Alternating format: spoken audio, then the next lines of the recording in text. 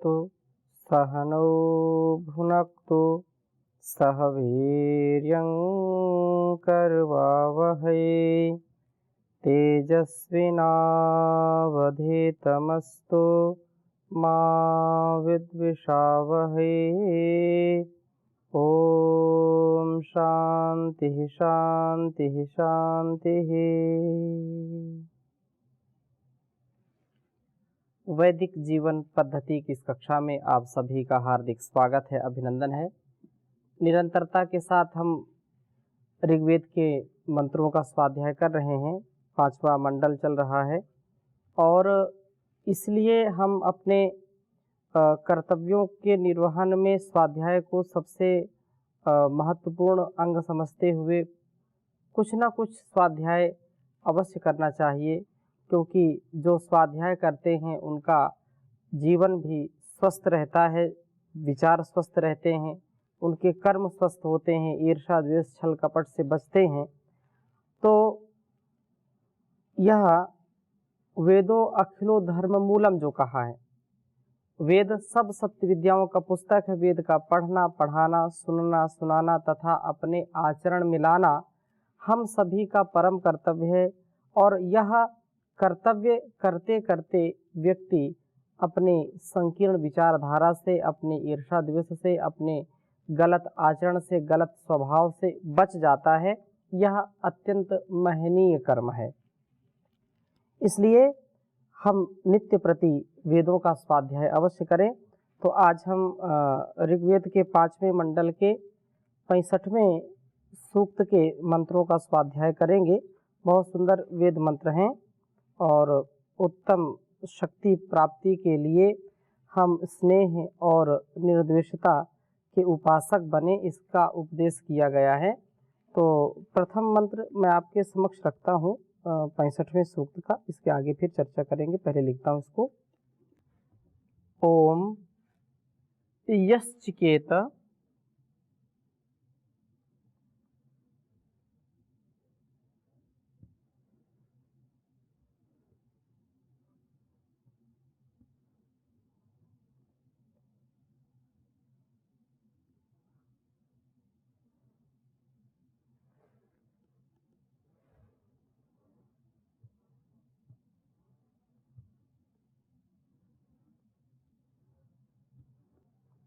स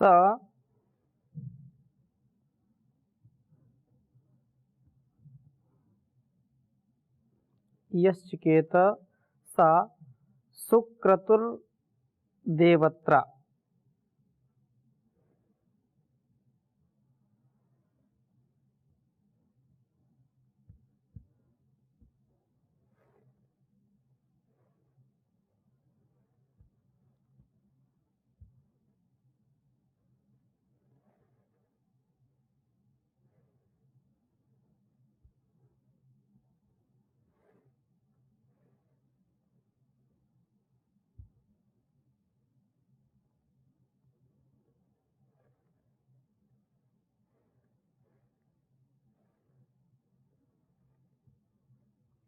सुक्रतुर्देवत्रा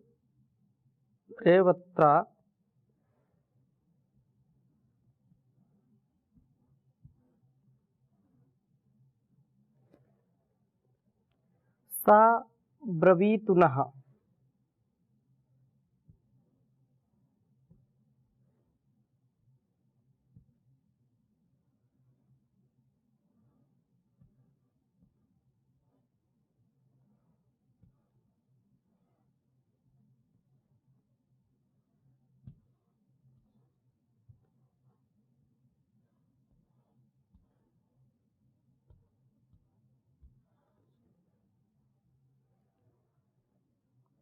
वरुणो यस्य दर्शतो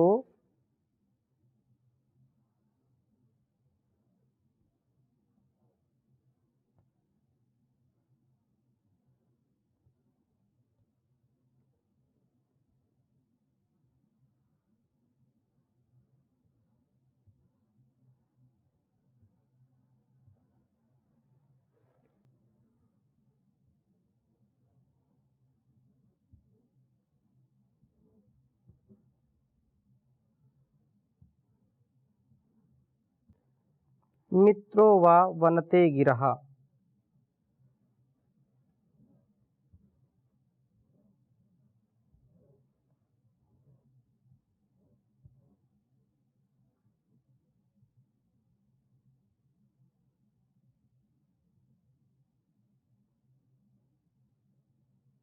मित्रो वा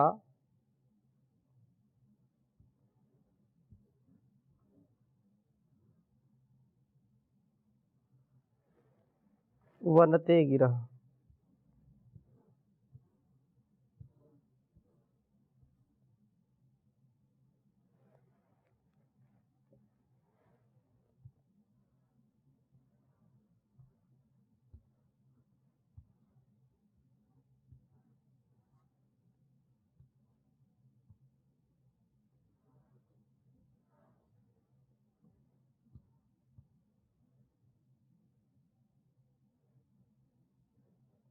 पांचवें मंडल के 65वें सूक्त का यह पहला मंत्र है।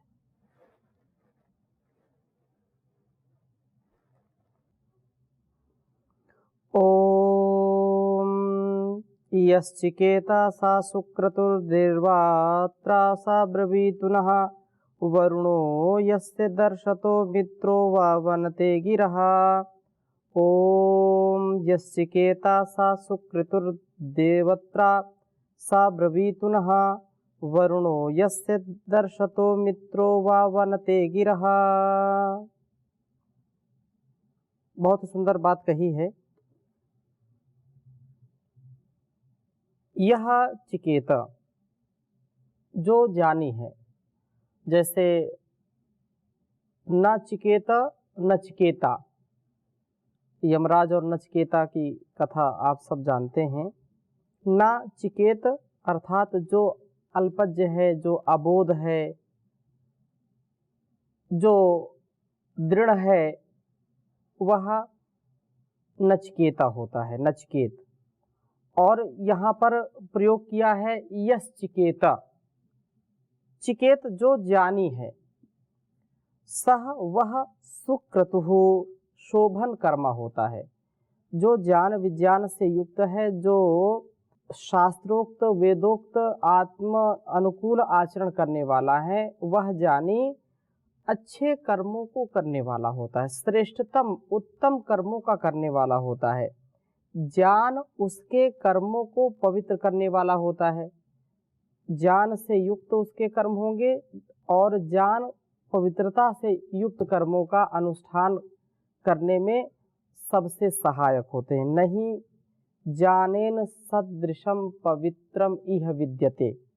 श्रीमद् भगवद गीता में यही बात कही कि संसार में ज्ञान ही व्यक्ति को श्रेष्ठतम बना सकता है, यही सबसे पवित्र है। अर्थात व्यक्ति को, उसके कर्मों को, उसके संस्कारों को पवित्रता से युक्त करने वाला यदि कोई साधन है तो वह है हमारा ज्ञान। ज्ञान से व्यक्ति महान बनता है, ज्ञान से व्यक्ति का जीवन सफल बनता है, ज्ञान से ही व्यक्ति संसार में यश कीर्ति धन संपदा को प्राप्त करता है। इसलिए ज्ञान हमारे लिए सर्वोपरि है। और कहा है कि सह वह पवित्र कर्मा ज्ञानी पुरुष नह हमारे लिए देवत्रा, देवों के विषय में ब्रवीतु उपदेश करे।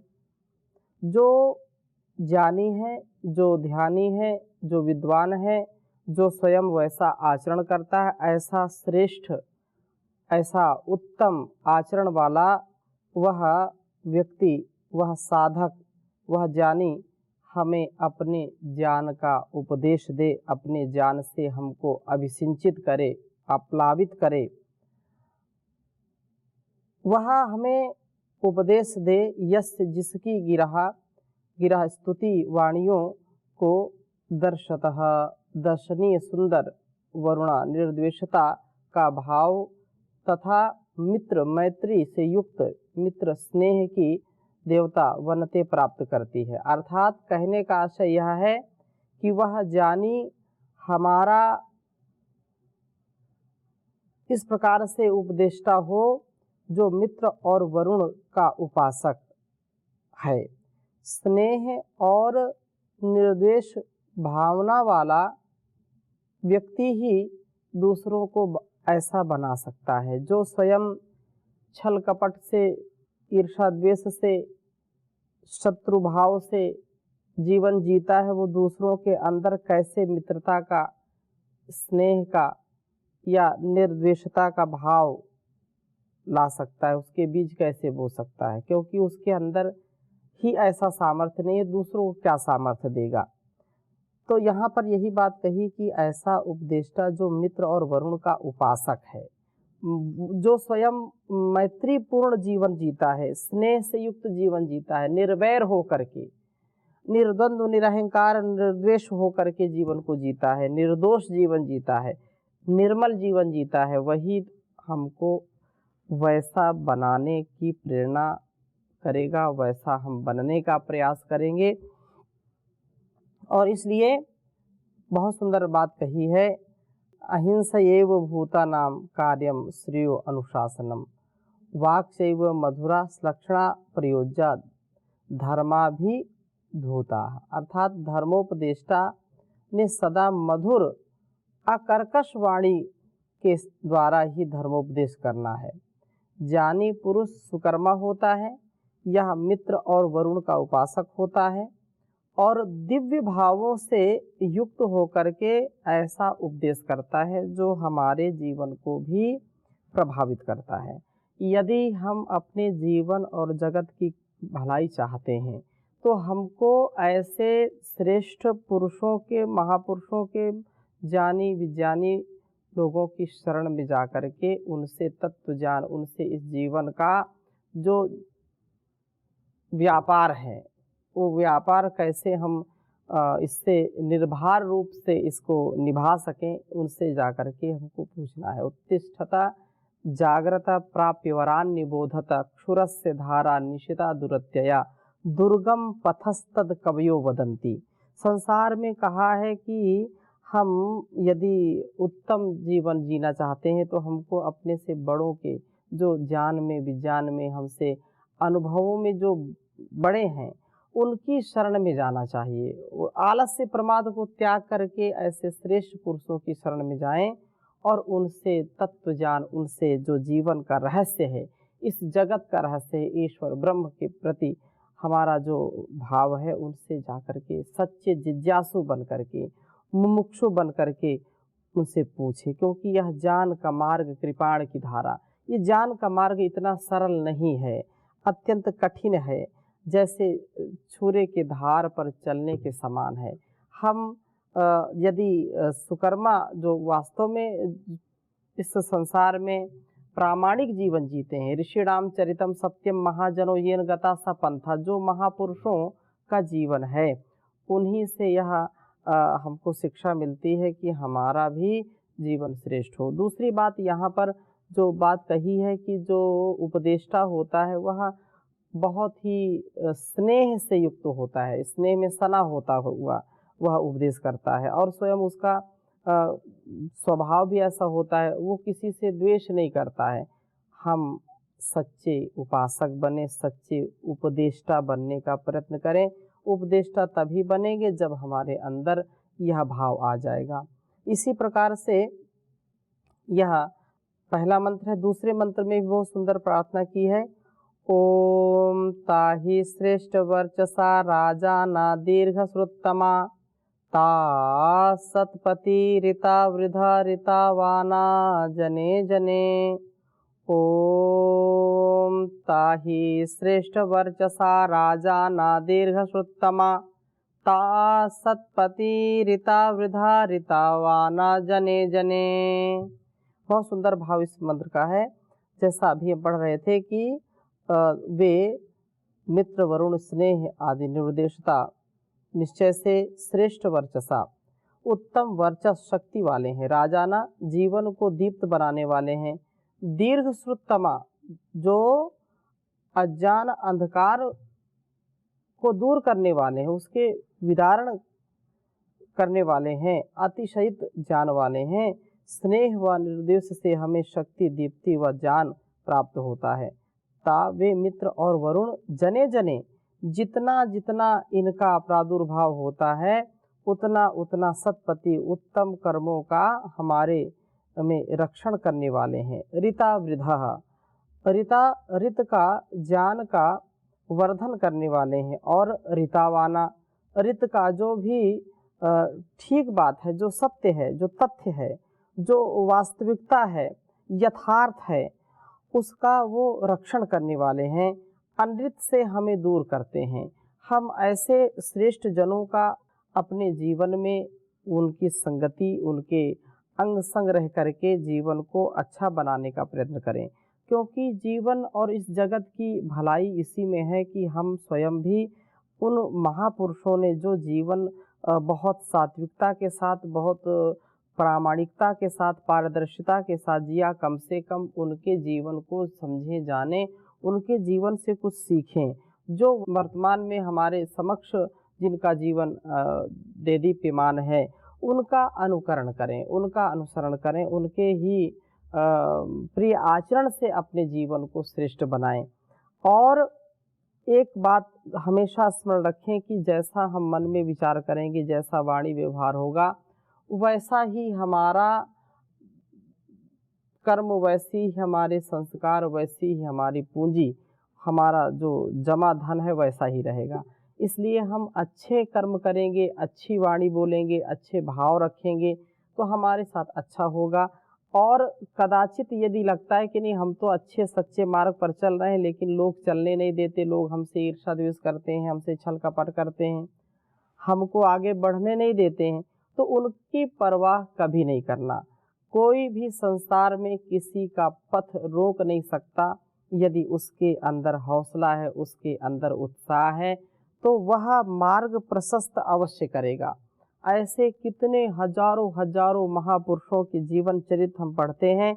उनके जीवन में कितने विकट संकट, हमारे सामने तो कुछ भी नहीं, उनके सामने कितने विकट संकट थे, फिर भी उन्होंने कभी भी सत्य का मार्ग नहीं छोड़ा, उन्होंने कभी प्रेम का मार्ग नहीं छोड़ा, उन्होंने कभी स्नेह का मार्ग नहीं छोड़ा, उन्होंने कभी किसी से ईर्ष्या द्वेष नहीं की। ये भारतवर्ष, आर्यवर्त हमारा देश अत्यंत महान देश है, जहाँ पर त्याग, तपस्या और हर प्रकार के कष्टों को सहने की पावनी परंपरा रही है।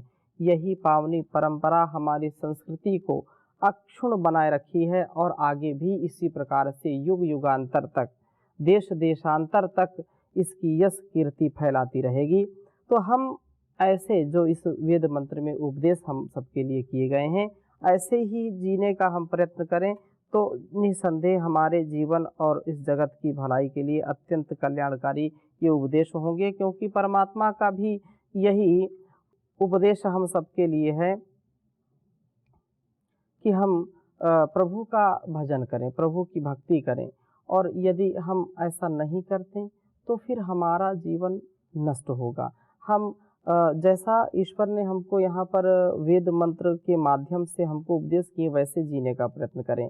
बहुत सुंदर प्रार्थना की है कि हमारा जीवन कैसा हो, हम आलस्य प्रमाद में न रहें, ईर्ष्या द्वेष छल कपट में न रहें, उत्साह में रहें। उत्साह में रहेंगे तो जीवन हमारा श्रेष्ठतम बनता चला जाएगा।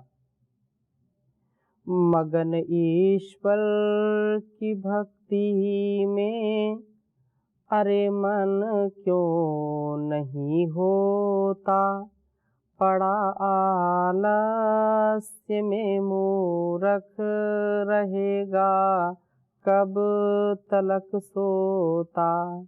ये वेदवाणी है। इस वेदवाणी को हम सुने, जाने, समझें और जागें। जो जागता है वही पाता है और जो सोता है वो खोता है। यो जागारा तम ऋचा कामयंती, यो जागारा तम सामान्यंती। जो जागता है वास्तव में वही श्लाघनीय, स्तुत्य, महनीय जीवन जी पाता है। और जो आलस्य प्रमाद में रहता है वह कोई श्रेष्ठ कर्म भी नहीं कर पाता। इसलिए कहा मगन ईश्वर की भक्ति में अरे मन क्यों नहीं होता, पड़ा आलस्य में मूर्ख रहेगा, कब तलक सोता।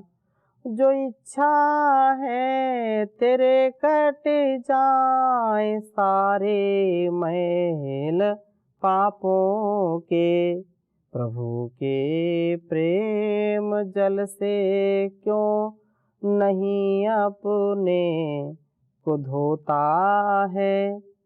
मगन ईश्वर की भक्ति में अरे मन क्यों नहीं होता। विषय और भोग में फंस कर न कर बर्बाद जीवन को। विषय और भोग में फंस कर न कर बर्बाद जीवन को। दमन कर चित्त की वृत्ति लगा ले योग में गोता। मगन ईश्वर की भक्ति में अरे मन क्यों नहीं होता। नहीं संसार की वस्तु कोई भी सुख कहे तू है। नहीं संसार की वस्तु कोई भी सुख कहे तू है। वृथा इनके लिए फिर क्यों समय अनमोल खोता है। मगन ईश्वर की भक्ति में अरे मन क्यों नहीं होता। न पत्नी काम आएगी न भाई पुत्र और पोता। धर्म ही एक ऐसा है जो साथी अंत का होगा। मगन ईश्वर की भक्ति में अरे मन क्यों नहीं होता। भटकता क्यों फिरे नाहक तो सुख के लिए मूर्ख रे। तेरे हृदय के भीतर ही बहे आनंद का स्रोता। पड़ा आलस्य में मूर्ख रहेगा कब तलक सोता। मगन ईश्वर की भक्ति में अरे मन क्यों नहीं होता। पड़ा आलस्य में मूर्ख रहेगा कब तलक सोता। रहेगा कब तलक सोता। ओम शांति शांति शांति।